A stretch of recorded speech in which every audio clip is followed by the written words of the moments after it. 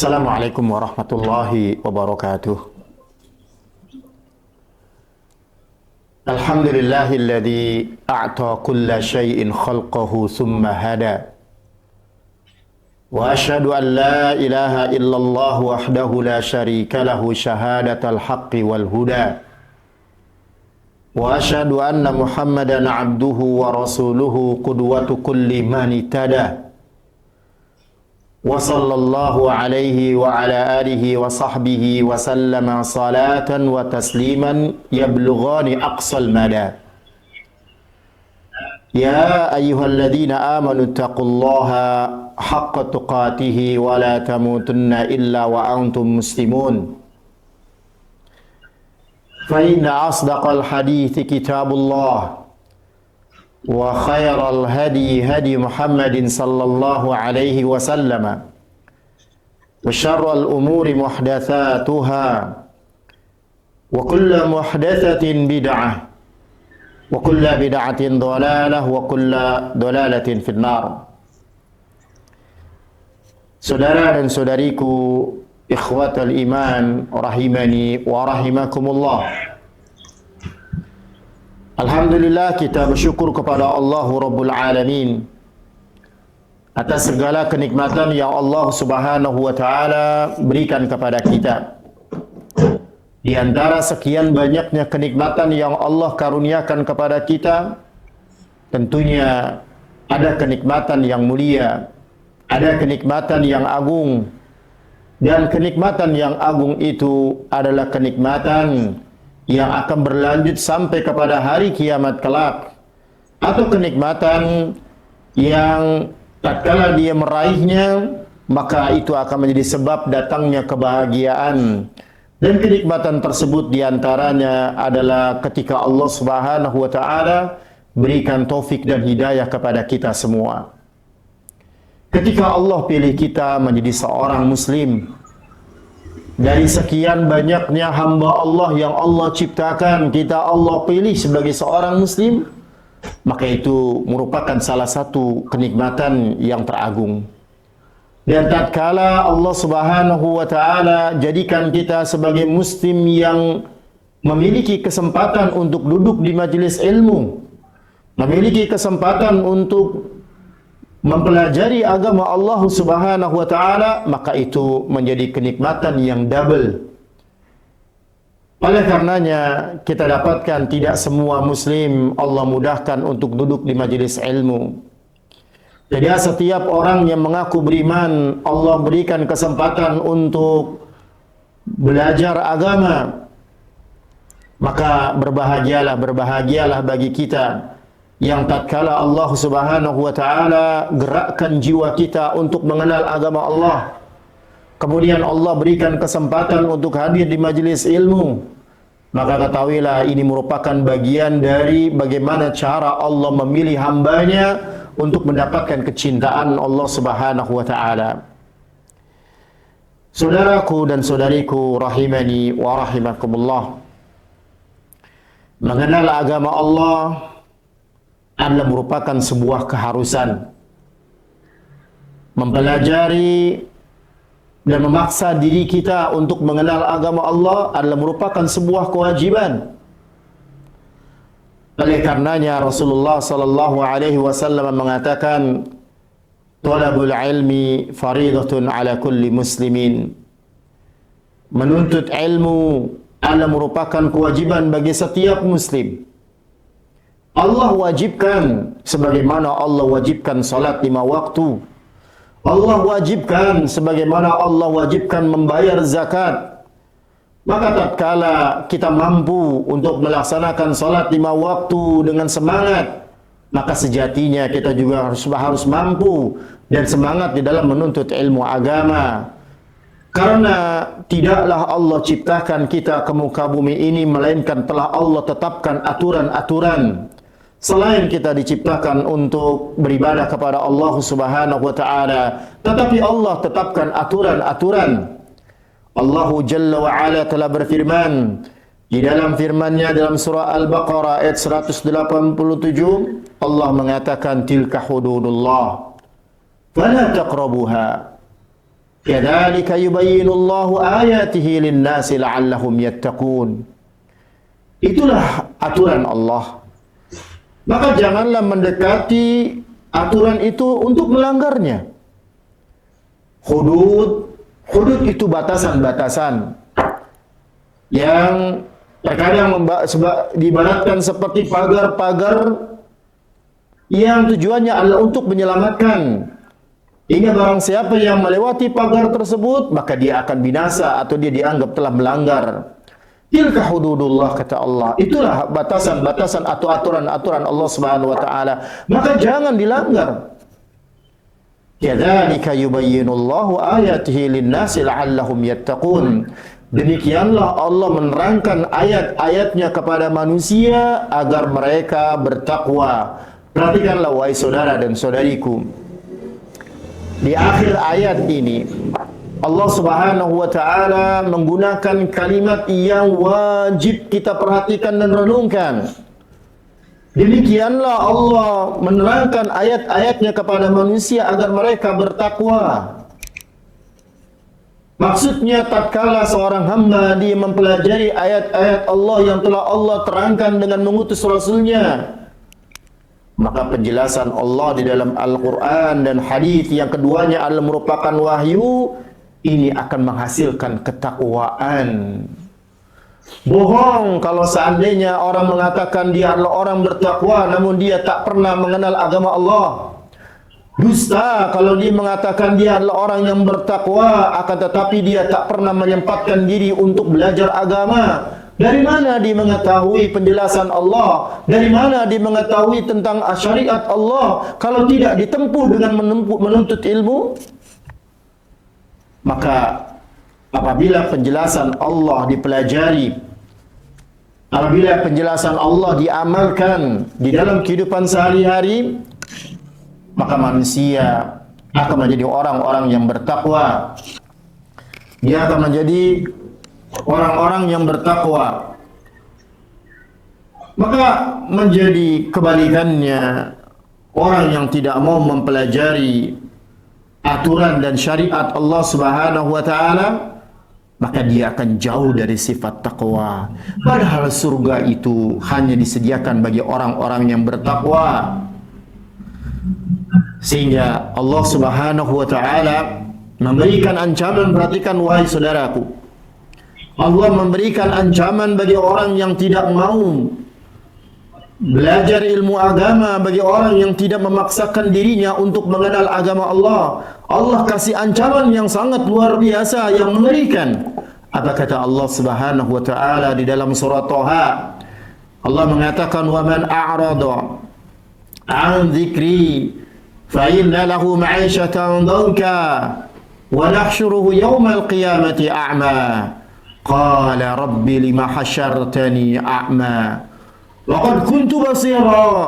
Qala kadzalika atatka ayatuna fanasitaha wa kadzalika al-yawma tunsa. Allah mengatakan barang siapa yang berpaling dari peringatanku, maka dia akan mendapatkan kehidupan yang sempit tatkala di dunia. Perhatikan, orang yang berpaling dari aturan Allah, orang yang berpaling dari peringatan Allah, diantaranya orang yang tidak mau mempelajari agama Allah, orang yang tidak peduli dengan aturan Allah Subhanahu wa taala, maka pasti dia akan mencari aturan selain Allah Subhanahu wa taala. Setidaknya dia akan mencari aturan hawa nafsunya. Barang siapa yang berpaling dari aturanku, maka dia akan mendapatkan kehidupan yang sempit. Kehidupan yang sempit bukanlah bermakna kemiskinan. Kehidupan yang sempit bukanlah bermakna kefakiran. Akan tetapi kehidupan yang sempit adalah kehidupan yang tidak memiliki kebalikannya atau lawannya, yaitu kebahagiaan. Tidak memiliki ketentraman. Karena setiap hamba Allah, siapapun di muka bumi ini, dia melakukan apapun yang dia lakukan, tujuannya adalah untuk mendapatkan kebahagiaan, baik dengan mencari banyaknya harta, tujuannya adalah untuk mendapatkan kebahagiaan, bagaimana atau dengan mencari bagaimana menggapai jabatan-jabatan, tujuannya adalah untuk mendapatkan kebahagiaan, tetapi itu tak akan pernah bisa didapatkan oleh siapapun kecuali dengan cara bagaimana yang Allah telah tetapkan. Salah satunya adalah mempelajari agama Allah. Karena mempelajari agama Allah akan menjadikan dirinya untuk mengikuti aturan Allah, menjadikan dirinya untuk taat dengan syariat Allah Subhanahu wa taala dan tidak berpaling dari peringatan dan aturan Allah. Kemudian setelah itu ketika Allah katakan barang siapa yang berpaling maka dia akan mendapatkan kehidupan yang sempit. Itu di dunia, wahai saudaraku. Lalu bagaimana dengan di akhirat? Allah katakan dengan kalimat setelahnya, wa nahsyuruhu yaumal qiyamati a'ma. Kami akan bangkitkan nanti dia pada hari kiamat dalam kondisi buta. Buta. Tidak melihat. Hingga nanti ketika berada di hari kiamat, orang yang tidak mempelajari agama Allah hingga dia tidak memperhatikan aturan-aturan Allah, dia akan berkata tatkala dia dibangkitkan dalam kondisi buta, dia akan berkata, qala rabbi lima hasyartani a'ma. Ya Rabbku, kenapa engkau bangkitkan aku dalam kondisi buta? Waqad kuntu basira, sedangkan aku dahulu di dunia melihat. Kemudian Allah kasih alasan apa yang menyebabkan Allah bangkitkan dia dalam kondisi buta. Allah katakan, qala kadzalika atatka ayatuna wa nasitaha. Yang demikian itu karena telah datang kepadamu ayat-ayat kami. Telah datang kepadamu ayat-ayat kami tapi kau lupakan. Yang dimaksud dengan telah datang kepadamu ayat-ayat kami, telah ada majlis-majlis ilmu untuk mempelajarinya. Bahkan dimulai dengan diturunkan Al-Quran, diutusnya Nabi. Itu merupakan bagian dari bagaimana Allah mendatangkan ayat-ayatnya. Kemudian Allah berikan kesempatan, Allah berikan kemudahan untuk adanya majlis-majlis ilmu dimanapun. Dengan adanya buku-buku yang bertebaran untuk bisa dibaca. Dengan banyaknya para da'i yang menyuruh kepada kebenaran untuk bisa ditanya. Pada nasihah, tetapi engkau lupa, engkau abaikan itu. Bahkan kalau kita melihat dari kalimat, dari kata fanasitaha, engkau melupakannya, seakan-akan orang yang dibangkitkan dalam kondisi buta padahal dia di dunia, seakan-akan dia di dunia dulu tahu tentang ilmu agama itu. Dia tahu, karena bahasa melupakan berarti sebelumnya dia tahu. Sebelumnya dia memiliki pengetahuan tentangnya, tapi dia tinggalkan. Andai kata kita ambil penjelasan ini, yaitu orang yang dahulunya tahu tentang ilmu agama, tentang hukum-hukum Allah, kemudian dia tinggalkan, dia tidak amalkan itu, Allah bangkitkan dalam kondisi buta. Lalu bagaimana dengan orang yang tak mengetahui sama sekali tentang ilmu agama, karena dia enggan dan tak mau menyempatkan atau memaksakan dirinya untuk belajar? Maka sungguh lebih tragis lagi yang akan terjadi pada dirinya. Wa kadzalikal yauma tunsa, kata Allah. Maka pada hari ini engkau pun dilupakan. Pada hari ini engkau pun diabaikan. Al-Hafidz Ibnu Katsir rahimahullah mengatakan ketika menafsirkan ayat ini, a'radu anhu wa tansahu wa akhadha min ghairihi hudan. Maksudnya dia berpaling adalah berpaling dari aturan Allah, kata Ibnu Katsir. Lalu dia meninggalkannya. Lalu dia mengambil aturan selain petunjuk Allah Subhanahu wa taala. Ikhwatal iman wa akhwatu fillah rahimani wa rahimakumullah.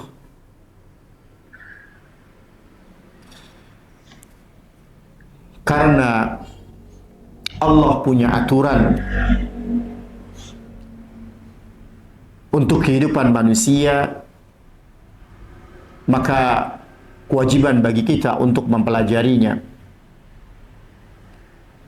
Kemudian ikhwan fillah, ketika kita ditanya tentang kenapa kita harus belajar ilmu agama, selain dari yang kita sebutkan tadi, maka ada alasan yang lain yang patut kita juga camkan dan menjadi perhatian kita. Apa itu? Alasannya adalah karena kita hidup tidak hanya di dunia saja.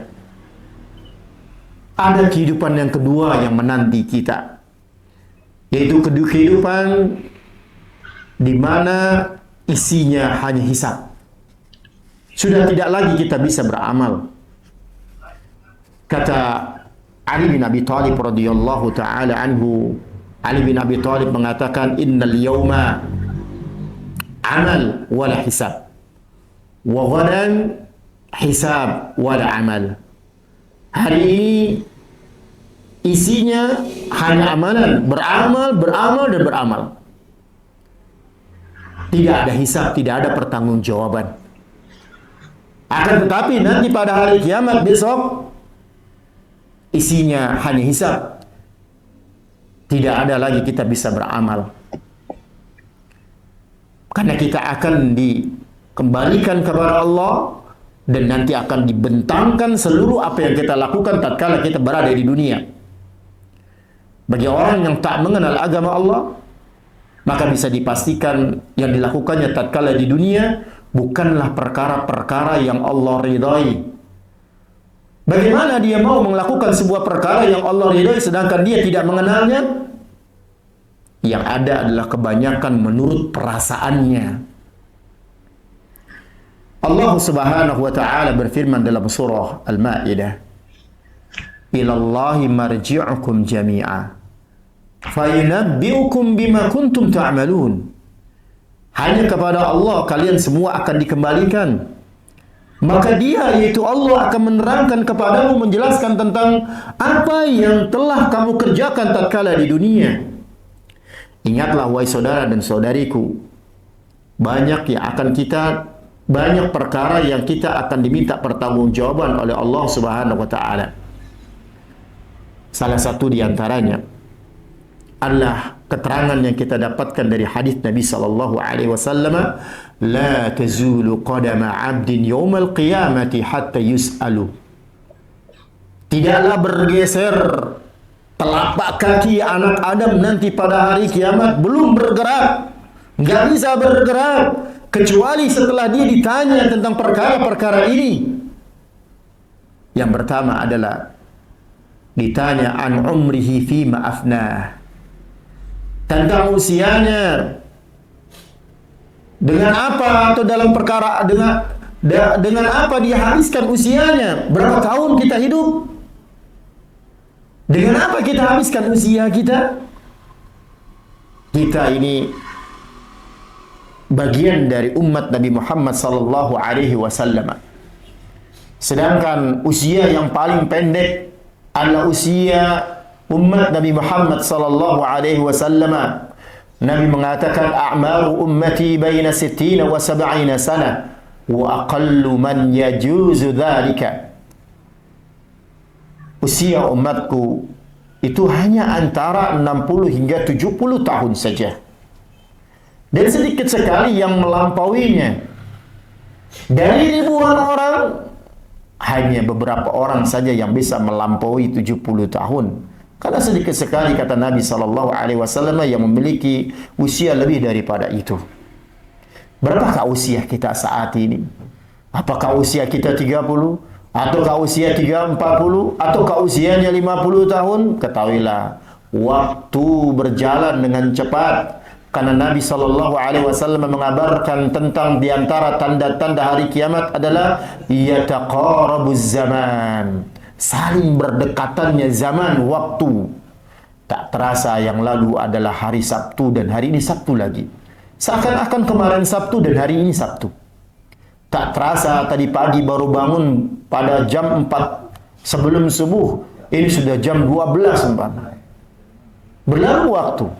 Yang dahulu untuk keluar kota bisa menghabiskan waktu 2 jam itu cukup lama, sekarang kayaknya cepat sekali. Dan demikianlah memang Allah Subhanahu wa taala telah tetapkan. Dan kita sebagai umat Nabi Muhammad yang usianya hanya pendek, akan tetapi dari pendek usia yang Allah berikan kesempatan itu, Allah juga berikan kasih sayang. Apakah kasih sayang Allah Subhanahu wa taala itu? Kasih sayang di mana ketika seorang hamba melakukan sebuah amalan sedikit saja, Allah berikan pahala yang besar.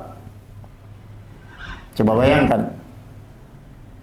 Seperti contohnya, ada sebuah perkara yang mulia yang hanya Allah berikan kepada umat ini dan Allah tidak berikan kepada umat sebelumnya. Apa itu? Adanya Lailatul Qadar. Adanya Lailatul Qadar, di mana tatkala seorang hamba yang mendapatkan Lailatul Qadar khairun min alfi syahr.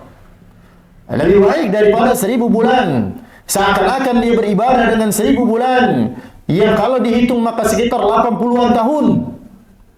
Andai kata kita mendapatkan Lailatul Qadar pada tahun ini 80 sekian tahun, kemudian dapat lagi pada tahun yang akan datang 80 sekian tahun, maka bisa dijadikan seakan-akan kita hidup ratusan tahun sebagaimana umat-umat terdahulu. Begitu juga Allah Subhanahu wa taala berikan kasih sayang dengan apa? Dengan amalan yang ringan, tetapi timbangan pada hari kiamat, pada timbangan kebaikan itu sangat berat. Di antaranya adalah menuntut ilmu agama. Al-Imam Syafi'i rahimahullah mengatakan, Al-Imam Syafi'i rahimahullah mengatakan, laisa ba'da ada'il fara'id syai'un afdalu min talabil ilmi. Qila lahu walal jihad fi sabilillah, qala walal jihad fi sabilillah.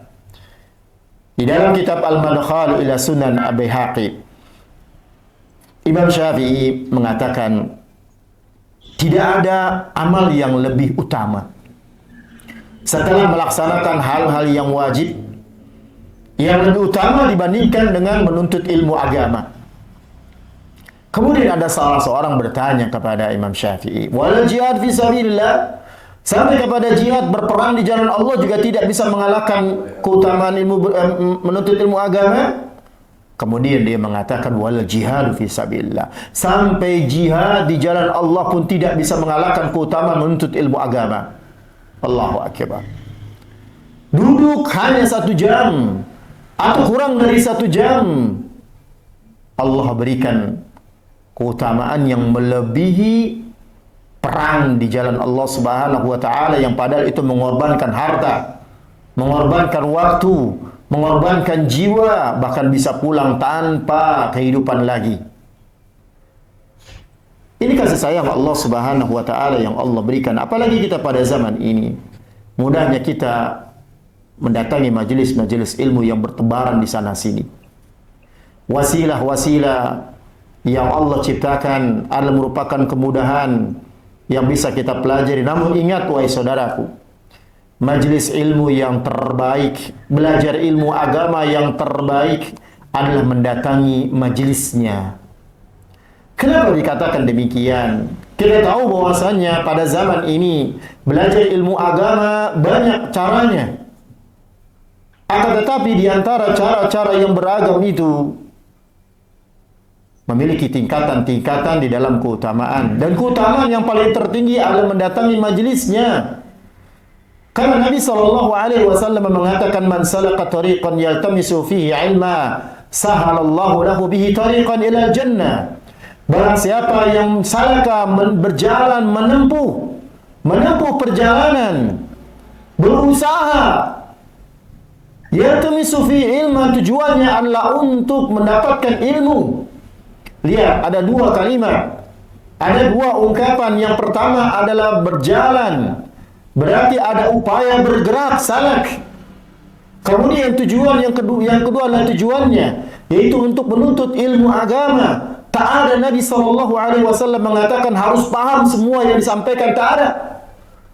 Yang Allah balas itu upayanya, upaya untuk mendatanginya, upaya usahanya. Apa kata Nabi setelahnya? sahalallahu lahu bihi tariqan ila jannah. Allah mudahkan baginya untuk masuk ke dalam surga. Jalan pintas, jalan yang termudah untuk mendapatkan surga Allah yang setiap kita merindukannya dan menginginkannya. Baik kita adalah orang yang dianggap saleh ataukah orang yang fajir, yang tidak saleh, semua menginginkan masuk ke dalam surga. Akan tetapi tidak semua orang mengetahui dan sadar tentang bagaimana cara untuk mendapatkan surga Allah Rabbul Izzati wa Jalala. Ikhwanidina azinillah wa iyyakum.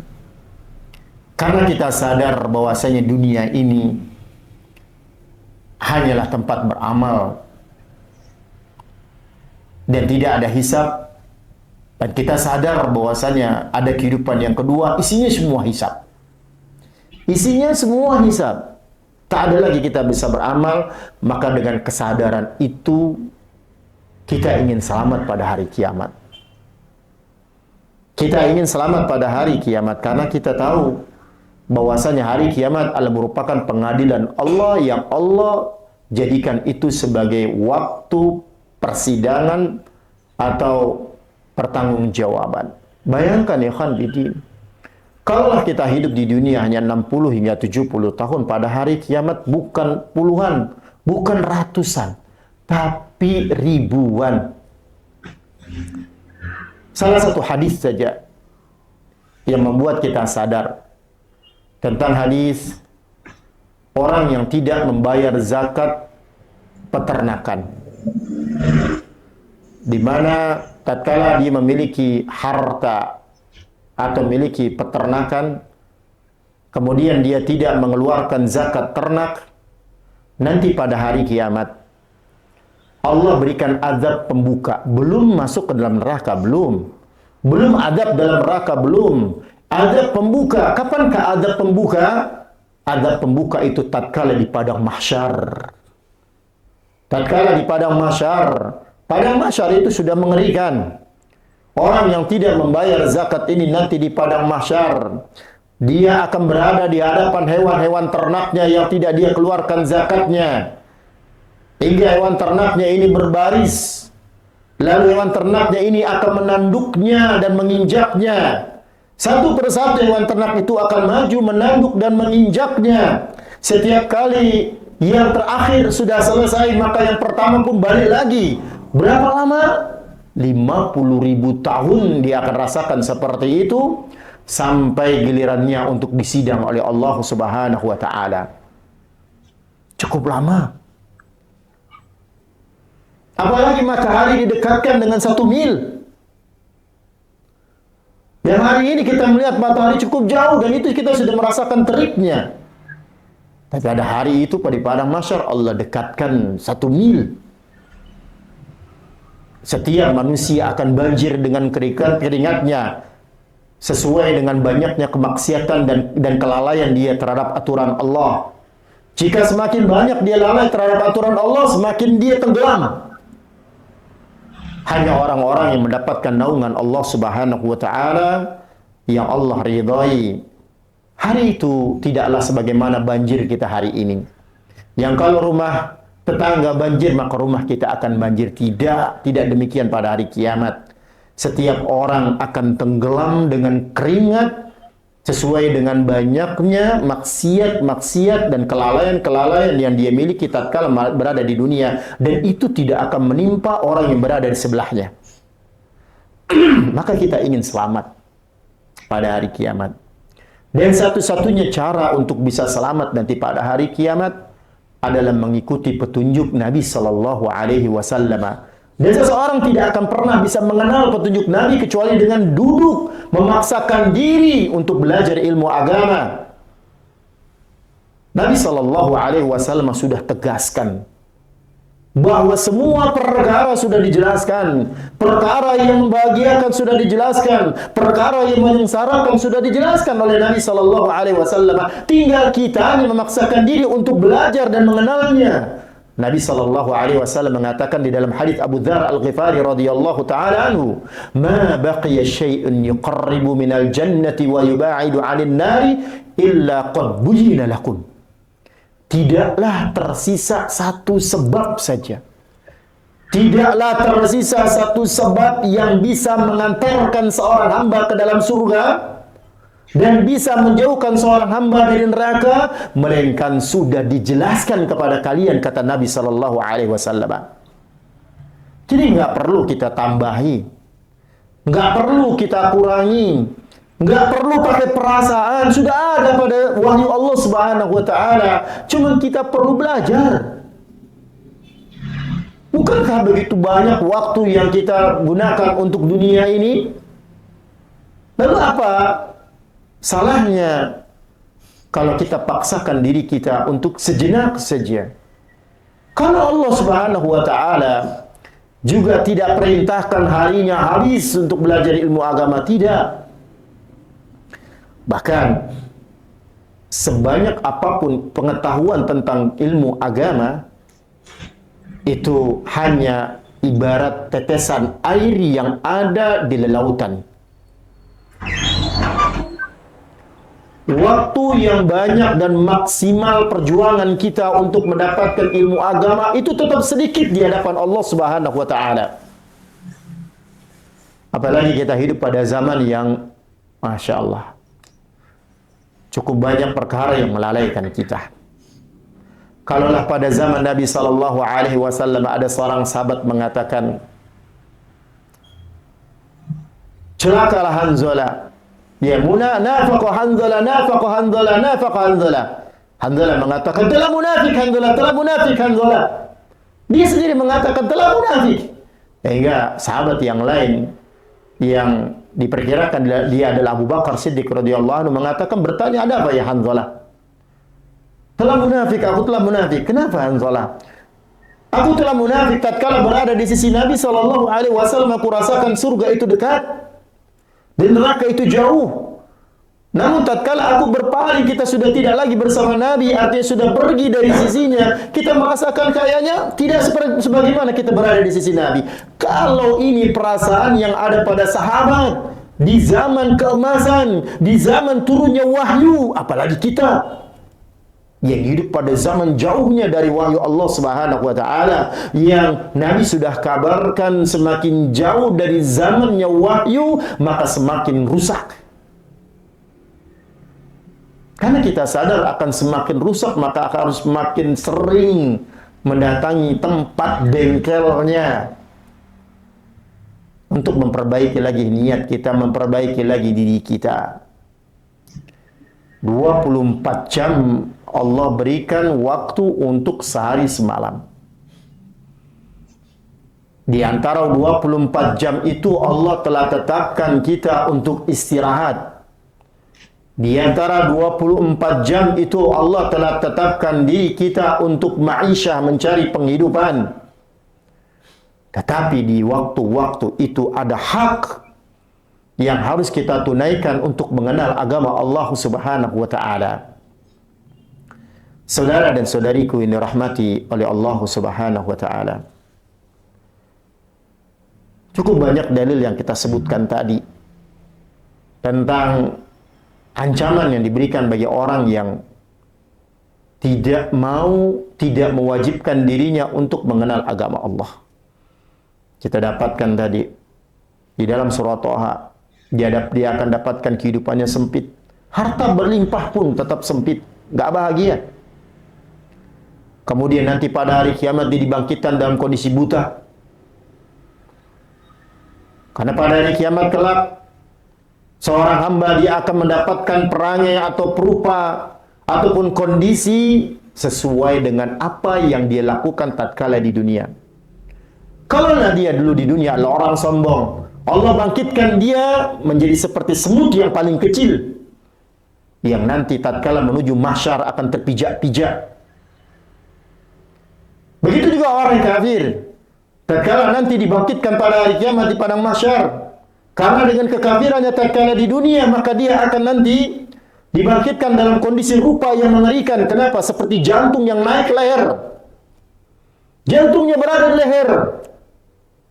Ada bahkan yang nanti dibangkitkan dalam kondisi dia jalannya bukan dengan kaki tetapi dengan mukanya. Maka mahsyar itu, kehidupan akhirat itu dari awal sampai nanti ditetapkan mana surga, siapa di dalam neraka, itu semuanya adalah kengerian. Bagi seorang mukmin pun ngeri ketika itu, merupakan siksaan bagi seorang mukmin. Tetapi siksaan mukmin bukanlah siksaan yang menjadikan dia binasa, tidak. Maka sadar yang kita butuhkan tatkala kita masih berada di muka bumi ini. Maka berbahagialah teman-teman semua. Kenikmatan yang kita dapatkan ketika Allah pilihkan untuk kita teman yang saleh. Allah kumpulkan kita bersama orang-orang, teman-teman yang saleh, itu merupakan sebuah kenikmatan. Karena teman-teman yang saleh adalah orang-orang yang menginginkan kebaikan bagi teman-temannya. Di samping itu, dia juga tidak ingin mencelakakan temannya. Coba perhatikan dengan apa yang terjadi pada Nabi SAW. Bukankah para sahabat Nabi itu banyak yang kaya raya? Abdurrahman bin Auf dan juga yang lainnya, bukankah dia memiliki sahabat-sahabat yang kaya? Lalu kenapa kita dapatkan di dalam kisah Nabi SAW berhutang kepada orang Yahudi? Kenapa tidak berhutang saja kepada Abdurrahman bin Auf? Karena Nabi SAW tidak ingin menyusahkan saudaranya. Dan itu adalah teman yang baik. Teman yang menahan diri untuk tidak menyusahkan saudaranya. Teman yang menginginkan kebaikan untuk saudaranya. Maka ketika di sekeliling kita adalah para penuntut ilmu.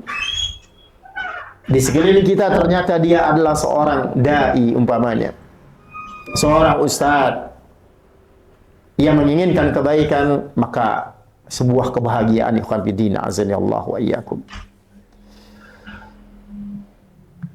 Sebagaimana yang ana katakan di awal, bahwa orang yang dimudahkan oleh Allah untuk datang dan hadir di majelis ilmu adalah orang yang Allah pilih.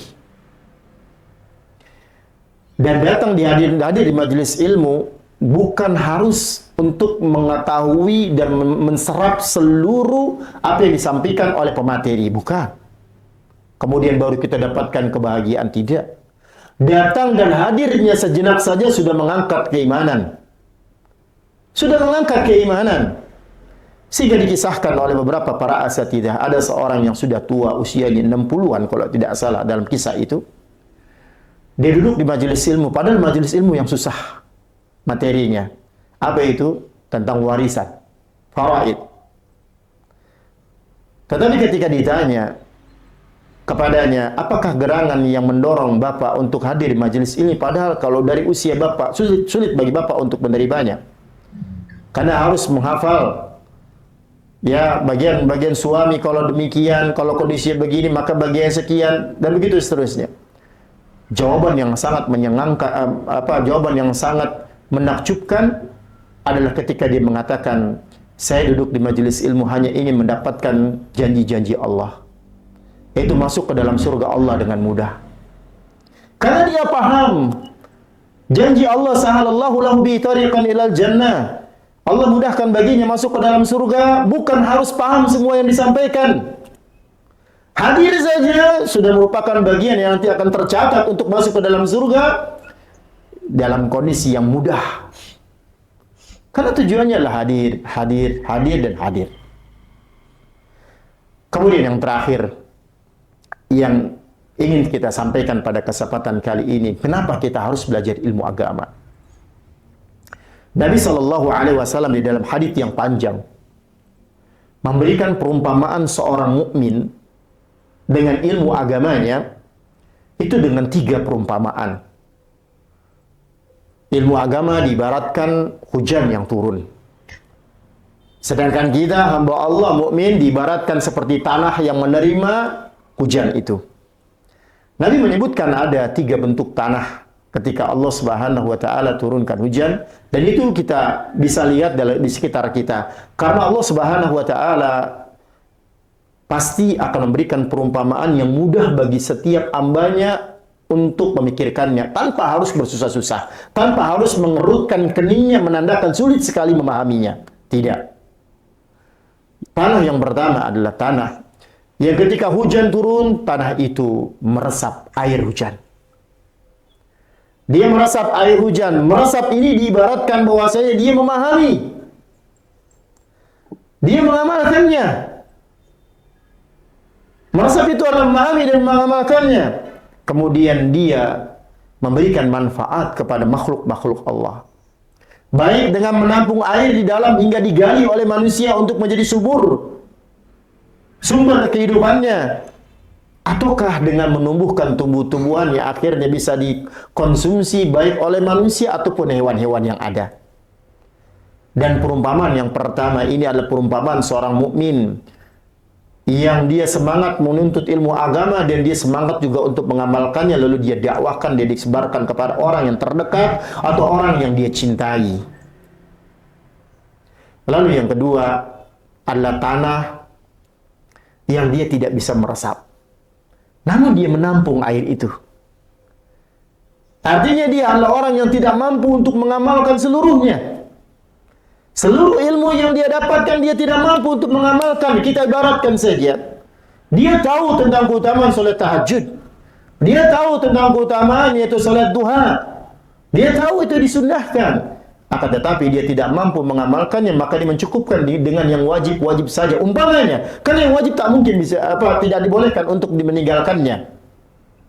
Dia tidak bisa mengamalkan seluruhnya. Akan tetapi dia tidak berhenti untuk mendapatkan kebaikan-kebaikan. Dia juga tebarkan ilmu itu kepada orang lain. Baik dia mengajarkan kepada orang lain atau dia memfasilitasi datangnya ilmu kepada orang lain. Artinya dia bermanfaat. Sebagaimana tadi tanah tersebut dia menampung air. Meskipun dia tidak meresap, tetapi dia memberikan manfaat kepada hewan yang minum darinya. Diberikan manfaat kepada manusia yang mengambil air darinya untuk kehidupannya. Lalu yang ketiga adalah tanah yang tidak meresap air, yang juga dia tidak menampung air, seperti tanah-tanah yang keras, yang tidak berbentuk, yang bisa menampung air, atau bebatuan. Maka yang ketiga ini, air hujan yang turun dia akan melesat, meluncur dengan cepat, meninggalkan tanah itu. Meninggalkan tanah itu. Dan yang ketiga ini, kalau yang satu dan dua dipuji oleh Nabi Sallallahu Alaihi Wasallam, namun tidaklah demikian dengan yang ketiga. Yang ketiga, ada dua penjelasan para ulama. Penjelasan pertama adalah, dia adalah seorang mukmin yang menerima ilmu karena hujan turun kepadanya, tetapi dia tak memiliki upaya untuk mengamalkannya dan dia tinggalkan ilmu itu. Maka dia meluncur dengan cepat ilmu itu seakan-akan masuk dari telinga kanan keluar dari telinga kiri. Dia tinggalkan. Yang ini seperti inilah yang kita khawatirkan masuk ke dalam surah Thaha tadi. Ya, qala kadzalika atatka ayatuna fanasitaha. Ketika dia dibangkitkan nanti pada hari kiamat dengan kondisi buta, padahal di dunia adalah melihat, Allah berikan alasan kepadanya dalam surah Thaha tadi yang kita bacakan, yang demikian itu karena telah datang kepadamu ayat-ayat kami, tapi engkau lupakan, maka pada hari ini pun engkau diabaikan. Sedangkan tafsiran yang kedua adalah ketika turunnya hujan, artinya berarti ada kemudahan-kemudahan untuk mengambil ilmu agama. Dengan bertebarannya majelis-majelis ilmu, ada yang dekat dengan rumah kita majelis ilmu, kita tidak datangi. Ada teman kerabat kita yang padahal dimiliki ilmu, tapi tidak kita manfaatkan dengan keilmuannya untuk menasihati diri kita. Maka yang dimaksud dengan meluncur air itu di tanah itu, dia akan meluncur dengan cepat menuju kepada kekafiran. Dia akan jatuh kepada kekufuran. Yang akhirnya mengeluarkan dirinya dari agama Allah Subhanahu wa taala, itu agama Islam. Maka ikhwan fillah, manakah di antara kita dari tiga perumpamaan ini? Apakah kita ingin menjadi orang yang menjadi tanah yang tak juga menampung sesuatu, tidak menampung air sedikit pun, yang dia hanya sekedar meluncur saja pada tanah yang ketiga yang dicela? Ataukah kita ingin menjadi tanah yang pertama, yang turunnya ilmu agama, kita dapatkan ilmu agama, kemudian kita resapi, kita berusaha untuk mengamalkannya, lalu kita dakwahkan, atau setidaknya lebih baik kita tetap berada pada pujian Rasulullah sallallahu alaihi wasallam, setidaknya kita bagian dari yang kedua, tanah yang kedua, kita menampung air dan kita berbagi kepada orang lain, memberikan manfaat kepada orang lain. Semoga hadis yang kita sebutkan terakhir ini menjadi pencerah bagi kita bahwa kehidupan kita di dunia ini tujuannya hanya untuk beribadah, dan ibadah tidak akan bisa terwujudkan kecuali dengan mengenal agama Allah Subhanahu wa taala. Apalagi dan menuntut ilmu agama bukan sekedar mengenalnya.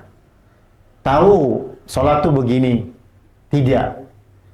Ya, menuntut ilmu agama itu perintahnya adalah senantiasa mendatanginya. Bukankah kita lihat di sekeliling kita ada orang yang mengenal ilmu agama tetapi dia tergelincir kepada kemaksiatan? Bukankah kita juga membaca sejarah dahulu orang yang pernah hidup pada zaman Nabi akhirnya jatuh kepada kekufuran, keluar dari agama Islam? Maka yang dibutuhkan adalah hadir, dan hadir. Meskipun materi yang disampaikan adalah materi yang sudah kita tahu. Karena perintahnya adalah untuk menghadirinya. Sebab sesuatu yang diketahui belum tentu selalu dikerjakan. Maka butuh diingatkan dan diingatkan. Begitulah perjalanan kehidupan kita seharusnya yang diinginkan oleh Allah Subhanahu wa taala dan Rasul-Nya. Sebagai penutup, saya ingin ingatkan kembali dengan perkataan Sa'id bin Jubair yang pernah disampaikan dalam majelis ini. Sa'id bin Jubair rahimahullah mengatakan, la yazalu ar-rajulu 'aliman ma ta'allama. Senantiasa seseorang itu dianggap alim selama dia mau belajar. Ingat, bahasanya selama mau belajar. Berarti tidak berhenti. Ya, berarti tidak berhenti meskipun dia sudah S3 Timur Tengah. Meskipun dia sudah dianggap kiai, habib, buya, ataupun apapun yang dianggap sebagai tokoh agama. Fa'in taraka ta'alluma, kalau dia tinggalkan belajar, wa dhanna annahu qad istaghna wa iktafa bima 'indahu, dia tinggalkan belajar karena dia menyangka bahwasanya ilmu yang ada pada dirinya, pengetahuan yang ada pada dirinya sudah cukup. Apa kata Sa'id bin Jubair? Dia mengatakan fahuwa ajhalu ma yakunu. Justru dia itu adalah orang yang paling bodoh. Dia adalah orang yang paling bodoh. Apalagi yang mau kita katakan kalau sudah dibilang orang yang kenal agama, yang banyak pengetahuan agama tapi berhenti dari belajar, itu dikatakan orang yang paling bodoh. Apalagi orang yang ilmu agamanya cuma sedikit. Ya, belajarlah dan belajarlah terus wahai saudara dan saudariku yang dirahmati Allah Subhanahu wa taala. Semoga kajian pada hari ini ya tujuannya adalah untuk mengingatkan diri kepada pemateri, karena pemateri juga merupakan seorang dai yang merupakan yang akan selalu mendapatkan fitnah, cobaan. Di antara cobaannya adalah hubbus syuhra, yaitu cinta ketenaran. Di antara cobaannya adalah merasa sudah hebat hingga tak mau lagi menggali ilmu, dan itu sangat dibutuhkan, mengingatkan tentang bagaimana kita harus terus belajar. Dibutuhkan oleh setiap kaum muslimin tanpa melihat dia adalah orang yang jahil atau kalau orang alim. Demikian, semoga bermanfaat. Semoga Allah Jalla wa Ala senantiasa memberikan taufik dan hidayah kepada kita. Ada pertanyaan? Di apa? Ada. Jawabannya?